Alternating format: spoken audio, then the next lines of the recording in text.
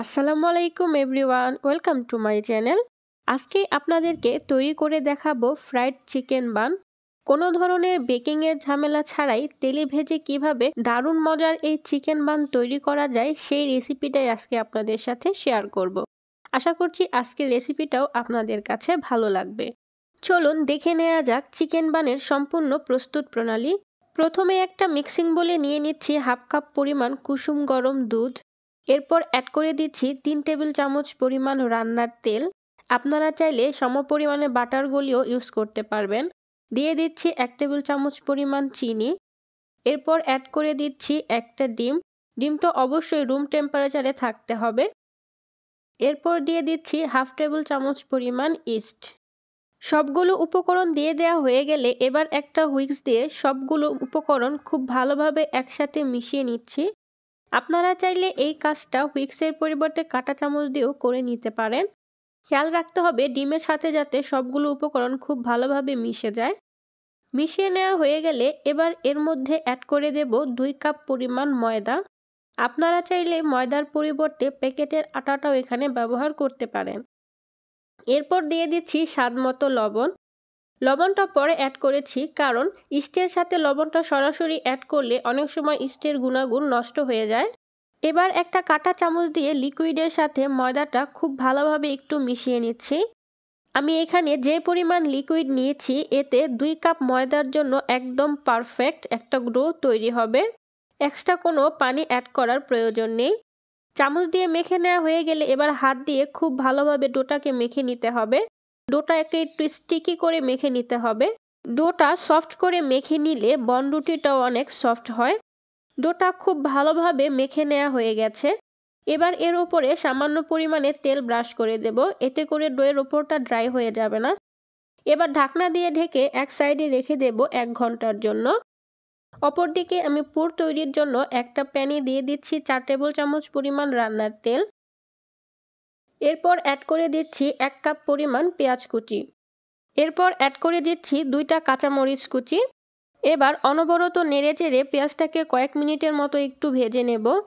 পেঁয়াজটা গোল্ডেন করার কোনো প্রয়োজন নেই, হালকা নরম হলেই হয়ে যাবে। পেঁয়াজটা ভেজে নেওয়া হয়ে গেলে এর মধ্যে অ্যাড করে দিচ্ছি 2 চামচ পরিমাণ আদা রসুনের পেস্ট। আদা রসুনের পেস্টও তেলের মধ্যে 1.5 থেকে 2 মিনিট একটু ভেজে নেব, এর কাঁচা গন্ধটা চলে যাওয়া পর্যন্ত। আদা রসুন ভেজে নেওয়া হয়ে গেলে সামান্য পরিমাণে একটু পানি অ্যাড করে দিচ্ছি। এবার দিয়ে দিচ্ছি 1 চামচ পরিমাণ লাল মরিচের গুঁড়ো, হাফ চামচ পরিমাণ হলুদের গুঁড়ো, 1 চামচ পরিমাণ ধনিয়া গুঁড়ো, 1 চামচ পরিমাণ জিরে গুঁড়ো, সবশেষে অ্যাড করে দিচ্ছি হাফ চামচ পরিমাণ গরম মশলা গুঁড়ো। এবার অনবরত নেড়েচেড়ে সব মশলাগুলোকে একসাথে খুব ভালোভাবে একটু মিশিয়ে নিচ্ছি। মিশিয়ে নেওয়া হয়ে গেলে এর মধ্যে অ্যাড করে দিচ্ছি স্বাদমতো লবণ। এবার এই মশলাটাকে 3 থেকে 4 মিনিট খুব ভালোভাবে একটু কষিয়ে নেব। মশলাটা কষানো হয়ে গেলে এর মধ্যে অ্যাড করে দেব 2 কাপ পরিমাণ চিকেন কিমা। আপনারা চাইলে কিমার পরিবর্তে চিকেনটা ছোট ছোট টুকরো করেও কেটে নিতে পারেন। এবার এই চিকেন কিমাটাকে মশলার সাথে খুব ভালোভাবে একটু মিশিয়ে নিচ্ছি। চিকেনটা খুব সুন্দরভাবে মশলার সাথে মিশে গেছে। এবার 5 থেকে 6 মিনিট রান্না করলে খুব ভালোভাবে কুক হয়ে যাবে।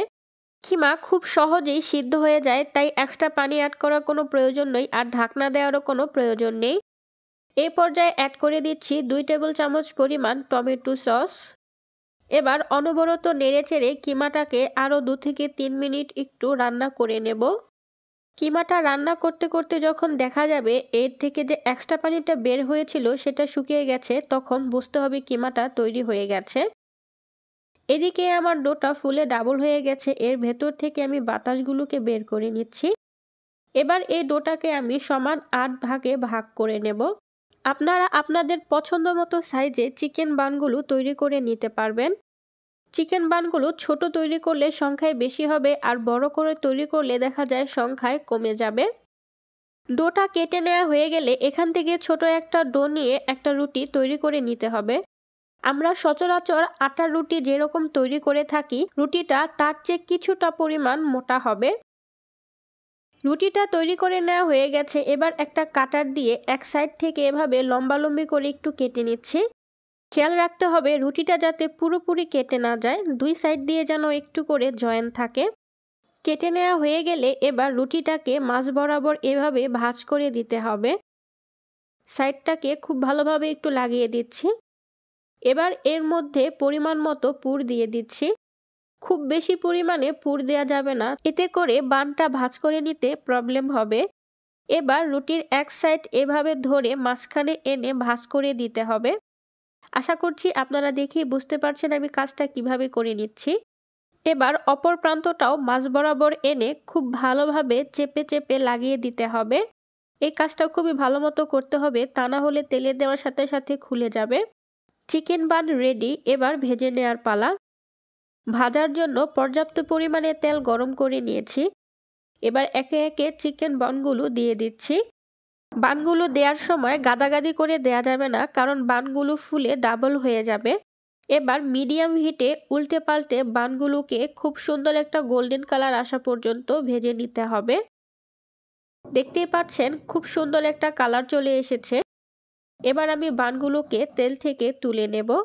দেখতেই পাচ্ছেন বনগুলো ফুলে কতটা ডবল হয়ে গেছে। একইভাবে আমি বাকি বনগুলোও ভেজে নিচ্ছি। খুবই কম সময়ে বেকিংয়ের কোনো ঝামেলা ছাড়াই তৈরি হয়ে গেল দারুণ মজার ফ্রাইড চিকেন বান।